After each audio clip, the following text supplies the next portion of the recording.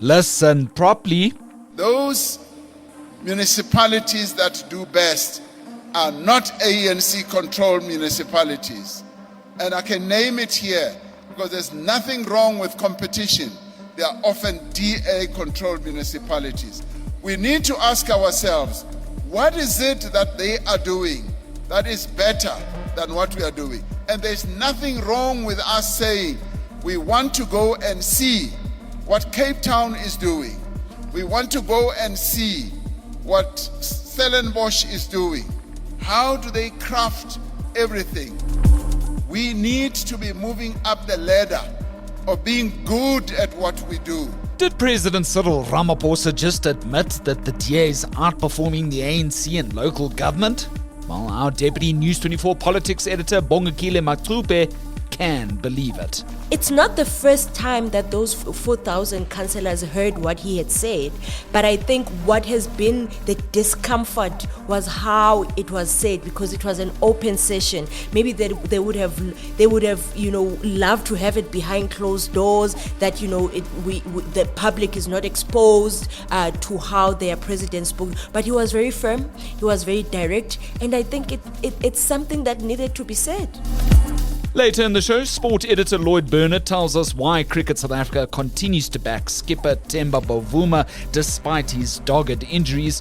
I spoke to Enoch Nkwe, the National Director of Cricket, who echoes everything I said so far in terms of, we want Temba to get all the way. We're going to try and get him there. But he did acknowledge that, just the frequency of the injuries at the moment is slightly concerning. I mean, the current one is a calf strain. And finally, as usual, we end off with On This Day in South African History, courtesy South African History Online. New episodes of The Lead air Monday through Thursday at 7 p.m.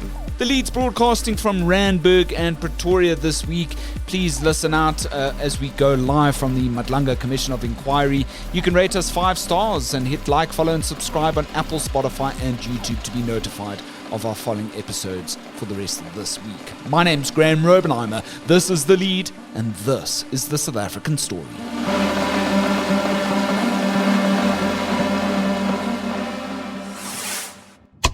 To our top story in The Lead today. In a stunning admission, it's rarely seen from any politician in South Africa today, ANC President Cyril Ramaphosa has conceded that Democratic Alliance-run municipalities, like Cape Town, are outperforming those governed by the African National Congress. Ramaphosa told thousands of the ANC's ward councillors attending roll call at the FNB Stadium in Soweto this week that it's high time that they prioritise service delivery or watch their party perish. Well, our News 24 Deputy Politics Editor Bongekile Macupe has been following the President's speech and, of course, all the political reaction for us. She joins us live now in our Randburg studios.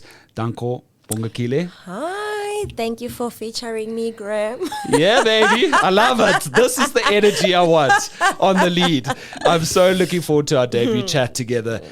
How many of these ANC ward councillors rocked up at the FNB Stadium? I saw a couple of guys in town wearing their ANC regalia at the local hotel in Randburg that I was staying at, and somebody at the front desk told me it was just the Northwest guys, and I was thinking, they've got a lot to really think about when it comes to the states and municipalities. Absolutely. Our colleagues have exposed this. Yeah. So how many of these ANC ward councillors were there? So there was about 4.5 of these councillors from all over the country that travelled to Gauteng and were met with the leadership of the ANC, including the president, as you said in your intro, at FNB Stadium. Yeah. He was quite clear and frank about many things, and I don't think we've ever seen Ramaphosa this frank before. He says the ANC needs to survive, and in order to do so, ward councillors must actually pull thumb for a change and ensure service delivery. I think if you follow President Cyril Ramaphosa, I think inherently he's a nice human being. And I think sometimes when you followed his speeches, you are almost irritated and agitated to say, can you lead, can you be the boss, And I think what happened on Monday yesterday was, I don't think many of us have seen that side of President Cyril Ramaphosa, No. especially when he speaks to his comrades. He was very firm, he was very direct about what the issues are, and he didn't, he didn't beat about the bush. And I think for me, and it's a conversation that we heard here in the newsroom, is that it's not the first time that those 4,000 councillors heard what he had said, but I think what has been the discomfort was how it was said, because it was an open session. Maybe they would have loved to have it behind closed doors, that the public is not exposed to how their president spoke. But he was very firm, he was very direct, and I think it's something that needed to be said. Of course, the News 24 front page had the rolling coverage in the live blog. I love that. It's one of the hallmark tenets of News 24, because you can actually see things in black and white in terms of the text, and it's a very nice sort of like roundup of the main points that he had shared. This was quite funny, and I was like, really? He was like, Ramaphosa basically stated that South Africans are quite amenable and that we're happy when government provides services finally. I mean, that's the bare minimum. It's the bare minimum, Graeme, and there's been such a lot of discourse happening from yesterday to today about the service delivery, and I think for me, at the heart of it is just deliver basic services. That is what we ask for. I am a ratepayer myself. I stay in the city of Johannesburg. I pay taxes, and for me, when I drive outside of my street and I have to navigate potholes, can you imagine what that feels? So I think more than anything, the basic South Africans just want services, and I think that's what the president was communicating. That's what Rev Chikane was communicating, to say, the reason you are in these positions, it's not for vibes. People want services. People want a clean Johannesburg. They don't want a clean Johannesburg because the G20 summit is coming. They want a clean Johannesburg because they pay rates and taxes. And do you know how the city of Johannesburg, for example, will hound you when you do not pay? I know, because I've been there. They will hound you. They will come and cut you off because you didn't pay. So why should we as South Africans or ratepayers be understanding when we do not receive the services that we should receive and that we pay for? Yeah, 100%. Look, I'm a Cape Townian through and through. I love to get schooled by my Josie counterparts. I have spent time reporting in Josie before on many occasions, but coming back now, driving through like parts of Malville, I'm genuinely like shocked. Yep. Many of the shops are boarded up, old cafes that are no longer there. Things are a little bit rough around the edges, more so than ever before.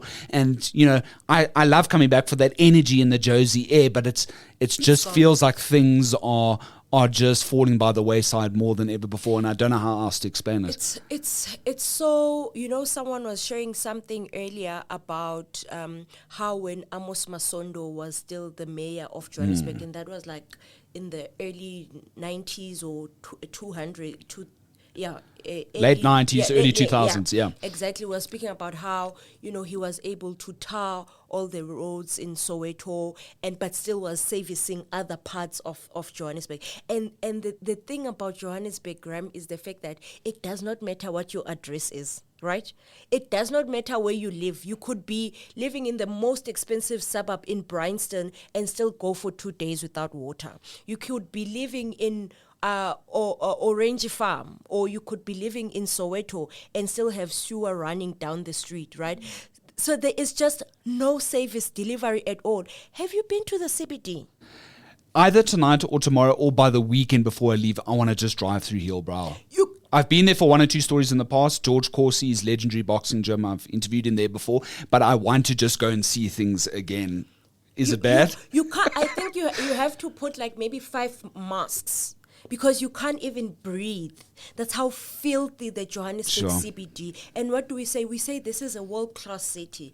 And of course, it's complex. I think the city of Johannesburg has many nuances about it, about the fact that, there's a lot of influx of people here. So I do want to sympathize a little bit to say maybe the powers that be can get quite overwhelmed, especially when you want to deal with, how do you get the city of Johannesburg or the CBD right? And Dada Marero's got a big budget. Exactly. But at least, let's say you are going to deal with, people litter and, but at least maybe let's have the roads functioning. Like, let's say, there must be at least, there is a lot of dirt around the city of Johannesburg, but at least the roads are tarred. There are no potholes. It is, I frequent the CBD because I do shop at Small Street. Okay. Which is the fashion mile, right? Yeah. It's with all the fashion stores. Yes. So I do shop there, guys. And you're getting bang for your buck. Sometimes you're like, where am I? Like, what part of the country? Like, you ask yourself as a South African walking in the city of Johannesburg to say, where am I? Is this South Africa? Because the filth, the smell, the potholes, everything has fallen down. And we say this. And I think we have to be fair. And I think because of the city of Johannesburg and what it represents in the country widely, that is why there's a lot of focus on it. But we have to be fair and say that the city of Johannesburg is not the only metro or the only municipality that has fallen apart. I studied in Gqeberha. I spent 4 years in Gqeberha. I stayed in Port Elizabeth, and I tell you, I stayed there under the mayorship of Nceba Fakwe at the time, Nondomiso Mapazi, who just passed away a few months ago. Sure. And I can tell you, I used to frequent what is now Kariega, which is Etinaga at the time, and things worked. Right? And I am not saying there are books that have been written about how the people, that administration, it had its own issues. I am not discounting that, but I am saying, as a person who lived in that city for 4 years, things worked. Summerstrand was top class. It was clean. You wanted to go to the beaches. The robots were working. Humud was gorgeous. It was sparkling, you would go to Etinaga and it was clean. You didn't see rubbish on the side of the road. You would go to New Brighton, the robots were working. I frequent NMB, Nelson Mandela Bay, because I still have friends there. It's so dull, Graeme. I don't know how to explain it. It's so dull. You drive to Summerstrand, which is supposedly one of the top suburbs in Port Elizabeth. The robots are not working. Things are just unkept. You go to New Brighton, in one of the oldest townships in NMB, there is piles and piles of rubbish along the road. The robots are not working. So literally, and we had the conversation with the colleagues in the newsroom one day to say, guys, if you can think, let's not be unfair on the ANC, right? Can you think of one municipality where things work? And you can't. You can't, Graeme. It's like, but what you can think Mfuleni, you can think Mirafong, you can think Mfuleni, you can think Dijobotla, you can think the city of Mangaung, which is good example. Very Mangaung's great example. As municipalities that can't work, there is no municipality that comes to you that says it works. So I think what the president of the ANC said to those councillors yesterday was the absolute truth. Do I think that it was the first time they've heard it? It was not, but it stinked because we were, as the public, were then allowed into the father laying down the law. It's like you. 100%. It's like you, if your parents want to discipline you, you wouldn't want your father to go stand in front of the assembly at school or come here at News 24 and tell us that, yes, that's an excellent point. That Graeme doesn't pick up himself, he leaves the toilet seat up, or you wouldn't want that. No, absolutely not. You'll be chastised. Right, Dad, let's have this in. So I think I think more than anything, the outrage is because why did he say that in public? But also, and I don't want to preempt what you are going to say, but also the opposition is running away with this. Yeah, 100%. Right? So look, the AG's findings, the writings have been on the wall for the longest time. Everybody knows that, City of Cape Town, most of the DA-led run municipalities within the Western Cape have had clean audits. The last audit findings have about 20 audits, the most in any province in the country, where finances are accounted for, which is in the Western Cape. The DA likes to say that is the biggest green flag that it has in its arsenal of ensuring that service delivery happens. We can get into the weeds and obviously have a bigger discussion, which the DA does not like, about the fact that mostly black majority areas, a la townships of Cape Town, are underserviced. The DA doesn't like that conversation, right? So here we have the president coming out and saying, hey, you need to do better, guys. The DA has been doing really great for a really long time. You so excellently put out that it feels like a public chastisement. Analysts are sort of saying, finally, we're getting some proper reality from the president. And I'm quite chuffed with that, because hopefully it can be sort of a beacon for us getting on with the work. Does this signal the ANC start of its local government elections campaign to next year?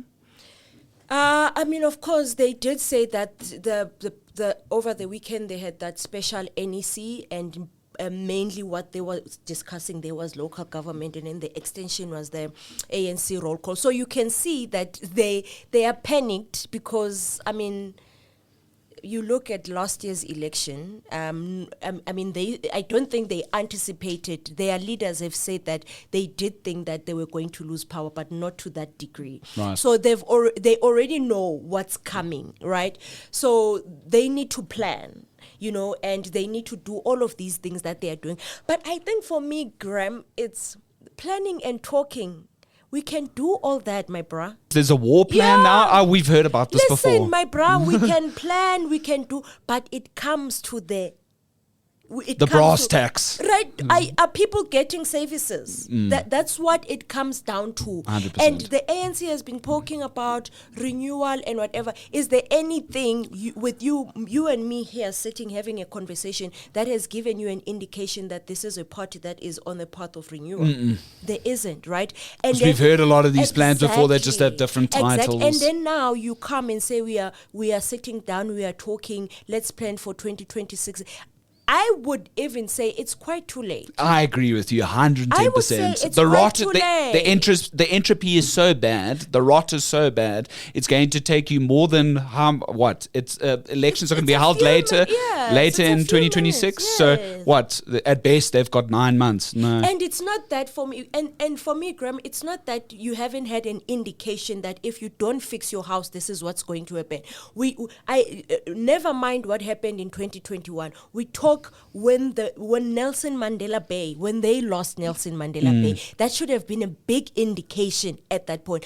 Literally right now, I think the only municipality in the entire maybe Eastern Cape, for example, or the metro that the ANC currently governs alone is BCM. In East London, Tanzania, and Ikonce and the likes. And even that one is not functioning. The other time we wrote a story about how councillors were howling at each other in a council meeting, right? So they've had indication. The ANC has not been has not been without tangible evidence of what if we do not fix our house, we are going to lose power. 2021, you lose the majority of municipalities. One of the most strategic municipalities, the city of Johannesburg, is being governed through a coalition. So you have... Might not be a coalition forever. Right, you have evidence and evidence and evidence. But also you speak about the AG. Literally, you can, when you read the AG's report, each and every year, Graeme, you can remove 2024, 2025 and put 2021, 2022. It's still the same picture. It's not changing in as far as the municipalities that are governed by the ANC are concerned. And yes, of course, the municipalities that are governed by the DA, on paper, the AG says they are doing well. They get their books are in order, and but also I like that you said that the DA doesn't like to have this conversation. Yes. it's They well really and good. don't. It's well and good that the AG will say you are doing well. Great, and I frequent Cape Town. I go to Cape Town, the CBD, compared to what I was explaining earlier. You can walk a about- little bit with yourself and out on certain streets. You're right. Yeah. It's clean. The suburbs of Cape Town that I frequent, where my friends stay, are clean. Everything I took my is phone out in Melville. The guy's car guard says to me, "Hey, put that thing away." right. So sewage is there's no sewer running on the streets. There's all of that. We know that, but we can never run away from the fact that we have two Cape Towns in one. Right. 100%. There's the other Cape Town on the other side of the mountain, right? That the DA doesn't like to talk about. The thing about the DA is that they have mastered the public relations of selling their story, right? And you can't take that away from them. But I went to... They've even got their own podcast now. Yeah, I went to Samora Machel in August last year. And I mean, when I'm in Cape Town, it's either I'm there for work, so there's nothing that will take me to the township. I was stunned. My head couldn't wrap around what I was seeing. I was literally saying, am I in Cape Town? Yeah, is this the same reality as the old sort of northern suburbs, old southern suburbs with, brick and mortar homes? Is this the same level of service delivery with rubbish being left around? That sort of same situation. Graeme, I literally couldn't wrap my head around it. We had gone there to attend a funeral. The streets are so narrow. 2 cars can't drive.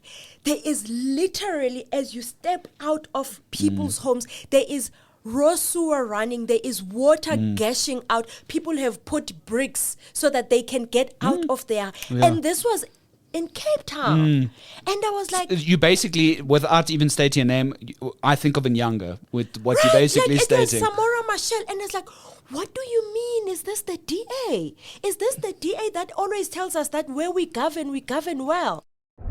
You're listening to the latest edition of The Lead on News 24 with Graeme Raubenheimer. If you've got an opinion on what you've heard so far, drop us a short voice note on our WhatsApp hotline. That's 072 562 3179.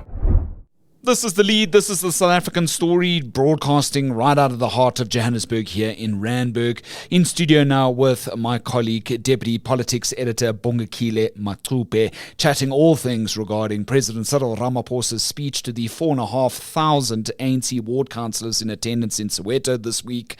Some frank discussions had and a quite telling admission. Let's return to the conversation now. But the argument will be, we have to redress apartheid spatial planning. That's always the argument. No, but I mean, all of us have had time. How many years has the DA been in power? Excellent And point. the thing is, we do not extend the same grace to other parties when they take over power. We want instant results. And I said this last week in a different conversation about the murders that are happening in Cape Town, and every day someone is murdered. The acting police ministers actually admitted they don't have a plan to Right. deal with gangsterism, Yeah, which is a more than 200-year-old problem. Right. So I was speaking in the context of every day people are being killed in the city of Cape Town, mainly in the city of Cape Town.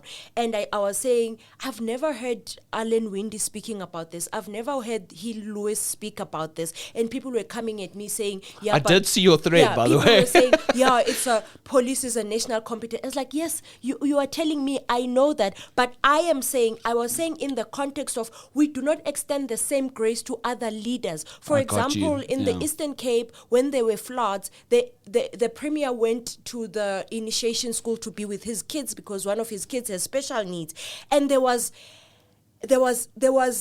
a meltdown. How can he, when his province He took special leave, right? And people were saying... We didn't know the reasons initially, I think. And people were saying, but there are MECs who are there on the ground.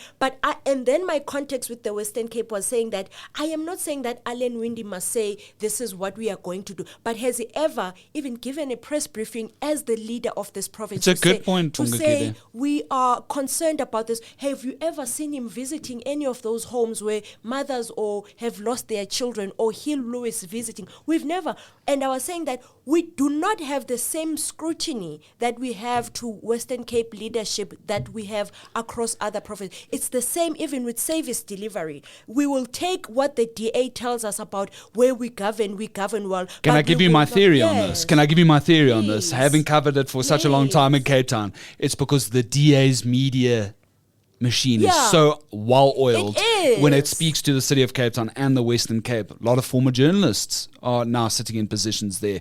Great, people need work. They need new challenges in life. Not taking away from that. But you don't tell me they know how to spin a yarn?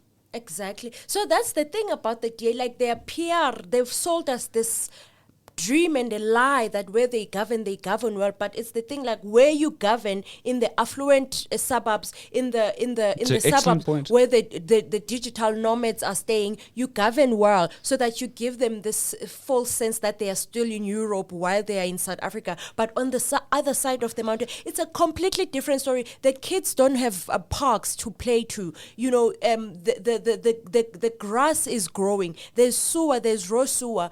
But obviously on paper, yes, they govern well, and we can't take away that from him. We can't take away the work that Chris Papas is doing in Umgeni. And when he was very still active on social media, he will show us going in the villages of his constituency, Umgeni, delivering or, dealing with the roads there. It's the door-to-door that is missing. And even Cyril Ramaphosa was saying that to the ANC ward councillors. It's like, what happened to that? Why are you tourists in your own areas? Why are you not going to, if somebody gets hurt or somebody is a victim of crime, why are you not going to the person's front door knocking and saying, how are you doing today? Why are councillors not on the ground, right? And I think that's kind of a bit of a universal problem. I don't hear about the councillor just to say he's a DA councillor in my particular area in Cape Town. I do send him issues that are fine in my particular area, if there's things that need to be attended to. But we don't see him in the area. Don't see them. But your sometimes there are no responses to anything that I get sent along. So is this not a universal problem is my point. It is a universal problem. I stay in a DA-led ward. I've never seen my councillor. I don't know who they are, but I am in a WhatsApp group, and when you report issues are being attended to swiftly. But I also want to bring this point about councillors being on the ground and understanding what is happening in their wards, or, councillors understanding what is happening in their municipalities. I come from the Eastern Cape, and I remember at some point in our village, or there was our ward councillor, once he got elected, he moved and went and stayed in Umtata. Sure, so that he's really a tourist in his own area, right? In his own constituency. Yes, and it's not unheard of, especially in these small municipalities or small towns, that a councillor, because now money starts coming into your account, you are able to afford the finer things in life, you move from your constituency and you go and live. So you are not going to be in touch with what is on the ground. But I think generally, not even with councillors, generally our politicians are not in touch with what is happening on the ground, and that is why sometimes many of them are usually shocked when they see these things, or when they go and do door to door. They are gonna do door to door now. It's 2021. They are gonna do, and many of them are going to express shock at what is on the, because one, Graeme, if you are driven around the country, you don't know how much petrol is. You have two houses that are paid for in Cape Town and Gauteng. Are you describing the deputy president now? No, but I'm saying all of them. If you are a minister or Yes. deputy minister, you have those two homes, and also you have, even to an extent of someone who's looking after your house being paid for by the state. Sure. You are not in touch with the reality of what we are having to face. You don't know how much petrol is. How rates have gone up exponentially, No, you don't. especially in Cape Town. It's You don't. amongst the So- highest it's ever been. So I think politicians. My rates bill's almost, it's past over 2,000 Rand. In the Bongekile. great sense of in South Africa, politicians are the elite. Isn't it crazy? 100%, because they yeah. say, "Oh, we our people and whatever," but no, we are not your people because you don't understand our struggle. And So the middle class is getting smaller, and the tax base is getting smaller. The elite in South Africa are politicians. That includes, by extension, councillors, because they are also politicians. It might not be in the scale of, a minister or a deputy minister or a mayor or a premier, but they are also in the elite, right? And I think more than anything, then there needs not be this outrage about Cyril Ramaphosa saying to his comrades that you need to pull your socks up, or Rev Chikana saying, don't steal, don't say you are stealing from The government. ANC's lucky to still have the reverend, I'm being honest with you, don't as an elder. Don't saying you are stealing from the council. When you are stealing from the council, you are stealing from the people. It means if you steal, people in my village of Shankomo are not going to have roads. And you think, who do you think the council is? Is it an invisible someone? It's not invincible. It's us people who demand services that are not getting services. So this outrage about, you decampaign. Yeah, maybe politically it wasn't the greatest strategy, because the DA, of course, being the DA, they are going to run with it. Yes, You've seen Helen it's already Zille. on their social You've media seen- pages. Last night already, Mm. all of their ministers were sharing. Helen Zille, who is campaigning to be the mayor of this. Apparently it's going to be announced this weekend. Yes, on 20th we have someone there. So following News 24, we are going to have a live. That's it. We are going to give you the blow to. Helen Zille was campaigning to be the mayor of. She's already has a campaign tag to run away, to say even the president of the ANC say, where we govern, things are better. So try me. It's an easy motto. Right? So Easy slogan. In that regard, I think strategically, from a political point of view, it does kind of like put the ANC in the back. What's the English word? On the back foot, On yeah. the back foot, because now people are. I gonna love be how like, you're bringing this home so yeah, lovely. because people are going to be like, yeah, well, I mean, but your president said. But also, it doesn't necessarily mean that it's going to translate to votes. But the DA is going to milk this for all it's worth, and we will see when. And they will. I said to someone on social media, they are going to milk it until the last vote is counted on that day of the elections. Because they've literally found something to run away with. Like, It's a big slogan. You're 100%. Know the DA. But I'm also getting like, given the timing of the president's speech, it really feels like he's got nothing left to lose, because it is his final term. Yeah. He's not going to be re-elected unless they change the constitution overnight, right? I said the same thing about Gwede Mantashe and the comment he made to the councillors when they were singing that, you are singing about content dololo.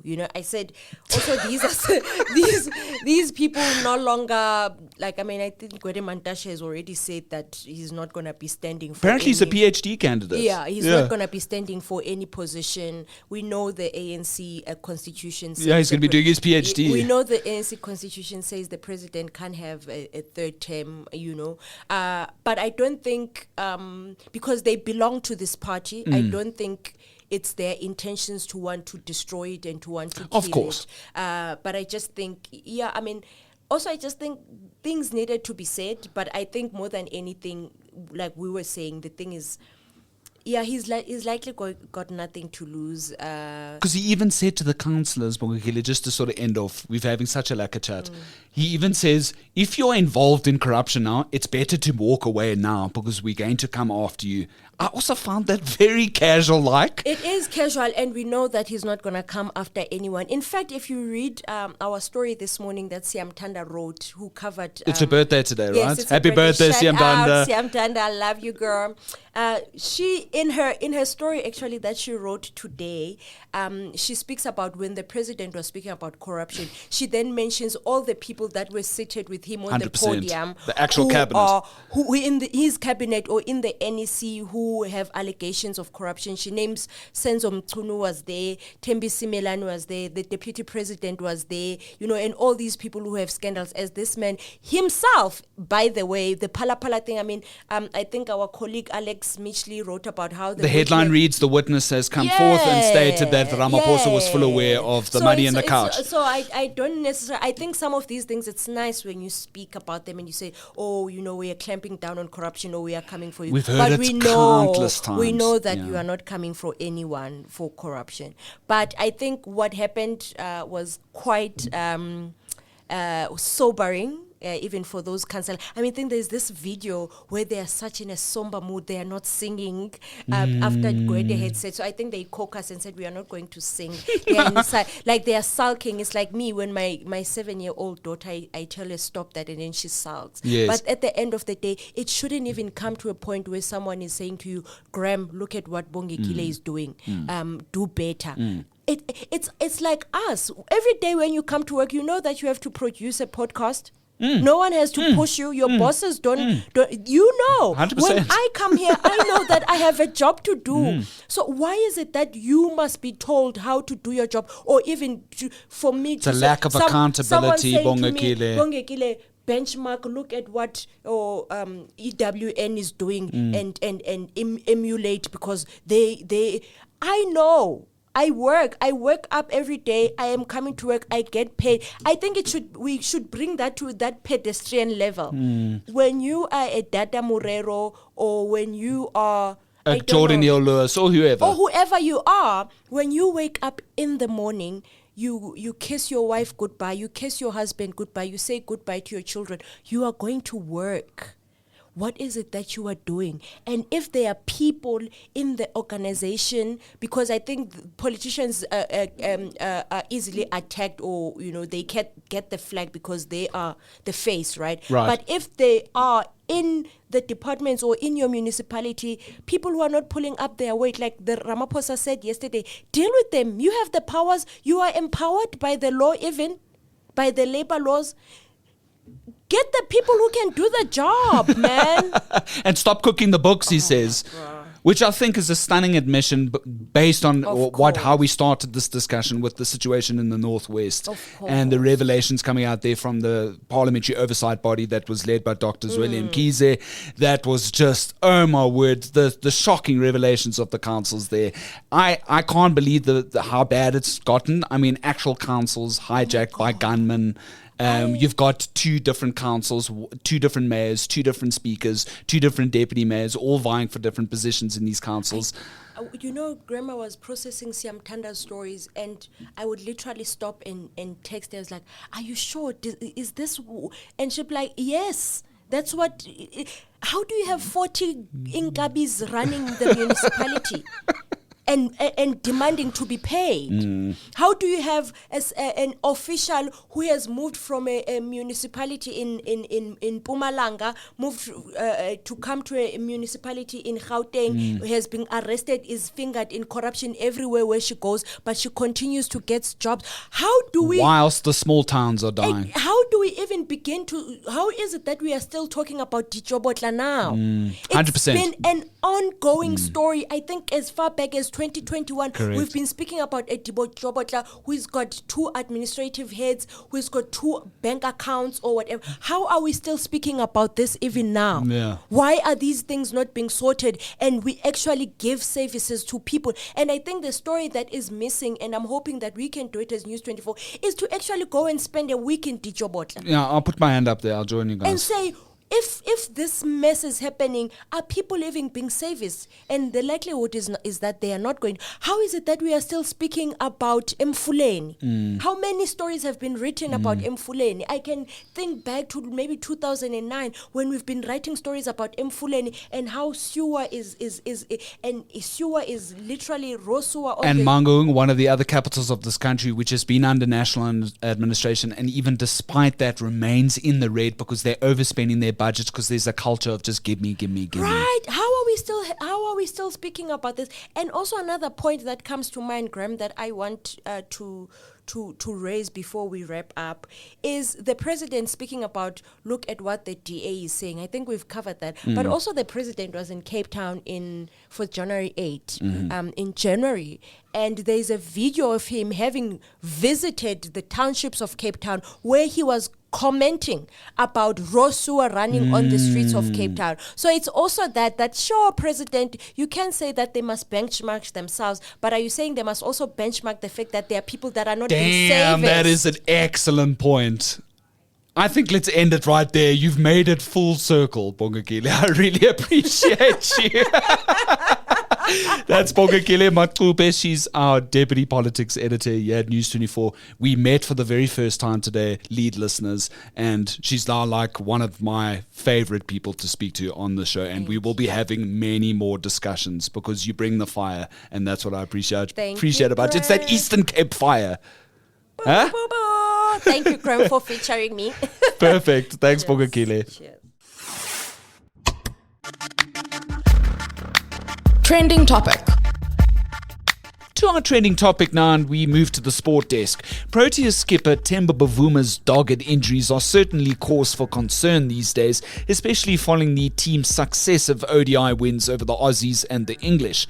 Now with Cricket South Africa's eyes set squarely on the 2027 World Cup held right here in Southern Africa, sports editor Lloyd Burnard reports that there's a renewed focus now on ensuring that Bavuma's fitness is up to speed by the time that tournament rolls around. Yeah, thanks, Graeme. Look, there's absolutely no doubt that South African cricket wants Temba Bavuma to continue to 2027. It's a massive year for the Proteas. South Africa obviously hosts the 50-over World Cup that year for the first time since 2003. And it's also the final of the next round of the World Test Championship cycle. It will be in 2027 as well. Temba Bavuma, of course, is the current captain in both ODI and Test cricket. Just on form alone, when you look at what he's contributed over the last few seasons, Temba's been easily South Africa's best contributor in Test cricket. And while he gets criticism for his contributions in white ball cricket, if you look closely at his ODI numbers, they reveal that he more than deserves his place in that team too. So captaincy aside, you're looking at a guy who's, scored a lot of runs for his country in recent seasons across both of those formats. So, they want him to continue doing that all the way through until 2027. When he's fit, when he's firing, Temba has been in some really fine touch for a long time now. So that's what you'd like to see between now and when it matters at a home World Cup. The worry, of course, is the injuries. He's had a few and they're just becoming more and more regular lately. And that's kind of what this piece is about. I spoke to Unpacking the National Director of Cricket, who echoes everything I said so far in terms of, we want Temba to get all the way. We're going to try get him there. But he did acknowledge that, just the frequency of the injuries at the moment is slightly concerning. I mean, the current one is a calf strain. We don't know how long that's going to keep him out for. He might miss next month's tour to Pakistan for 2 test matches. Previously in the World Test Championship final at Lords against Australia, it was a hamstring, and he batted so heroically on that torn hamstring. That hamstring has plagued him in previous series as well, and even at the 2023 World Cup, Temba played the semi-final with a torn hamstring as well. So, we factor in his elbows. He's still got a dodgy elbow that hurts when he bats in the nets, and he's 35 years old. So when you look at all of that and you add it all up, and then you start looking at a guy who just seems to be battling to stay fit for long periods of time, then you start wondering, what the next couple of years look like, and if he can, string together a long run of being injury-free between now and 2027, which, South Africa desperately wants, and the Proteas definitely want, because as I say, when he's at his best, when he's fit and firing, Temba is the natural leader of that team. And outside of that, he's also just, one of the biggest contributors in terms of weight of runs. So, yeah, we hope he gets through it and he can start, enjoying some time on the right side of the boundary ropes. Thanks so much, Lloyd. That's our sports editor, Lloyd Burnard, with his very latest piece. Bavuma injuries now a concern, but Cricket South Africa backs him to lead Proteas in 2027. Listen Up is News 24's sharp new podcast, where hosts Tim Cohen and Mark Barnes cut through the clutter with bold takes and unfiltered insight. They're not fighting for the good of South Africa. And so this is degenerated into a series of tit-for-tat spats. How's that for a bit of poetry early in the morning? Smart, punchy, and unapologetically real. President Ramaphosa has explained why he did it, and the reason he did it was because he said that people weren't allowed to go to America and then Andrew Whitfield did, and then there's a dispute about whether or not he asked. Catch new episodes of Listen Up every Tuesday on News 24 or wherever you get your podcasts. I know a lot about this. Not really. Yeah, But there we go. Here goes. You can be the accused for a change. Yeah. Ending off with On This Day in South African history. Well, it was the 16th of September 1987. Cast your mind back where South African theatre had broken new ground. At Johannesburg's Market Theatre, acclaimed actor John Carney stepped into the role of Othello in Shakespeare's classic tragedy.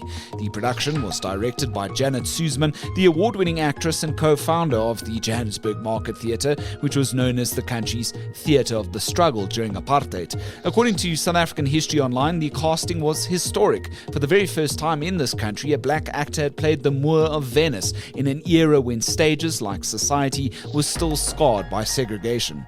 Carney's Othello became a cultural milestone, proving how art could confront prejudice and ignite change. That's courtesy of On This Day in History, the 16th of September 1987, courtesy of South African History Online. Just a final reminder, of course, we'll be going live from the Madlanga Commission of Inquiry as KwaZulu-Natal Police Commissioner Nhlanhla Mkhwanazi takes to the stand on the very first day of what might potentially be a Zondo 2.0, yet another commission that could go on for potentially years. How will Mkhwanazi elaborate on that bombshell press conference in which he had claimed that the top echelons of the South African Police Service are intertwined with the criminal underworld, all politically connected? I think it's going to offer a vital opportunity to slow things down for the average South African to understand. We've got a high caliber team of journalists joining us on the ground to bring you every single minute all the things you need to know from day one. Stay tuned for that. My name's Graeme Raubenheimer, and so long as there's trusted news first, we'll have the lead.